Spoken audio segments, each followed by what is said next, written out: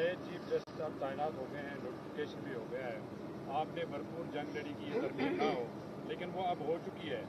नए chief justice के सामने आप अपने केसेस लेके जाएंगे, उन पर एतमाद का इजहार कर रहे हैं आप कि नहीं कर रहे? देखिए जी, एक जुडिशल प्रोसेस है, हम लोग जज हैं, वो हम लोग अपने जुडिशरी को रिस्पेक्ट देते होते हैं और हम लोग जाएंगे। जो भी जज साहबान होंगे उसकी कुर्सी के सामने तो आपने खड़ा होना है केस लेने के लिए। और यहां पे इसी अडियाला जेल में आपकी अलीमा साहिबा भी इस वक्त जेल में है और उज़मा साहिबा भी। वो किस चीज में जेल काट रही हैं? वो बिल्कुल मासूम है, उनके खिलाफ कोई ऐसे चार्जेस नहीं।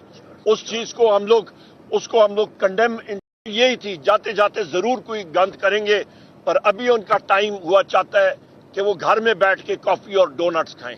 उमर अयूब साहब, आपके जो शुबहात है जिनमें आपने इजहार किया वो दुरुस्त है, लेकिन अगर ये रोजगार कल जारी हो जाती है तो फिर आप जो आज बातें कर रहे हैं इनके हवाले से क्या कहें? मैंने आज की जो बात कही है उस पर मैं कायम हूं, कायम रहूंगा।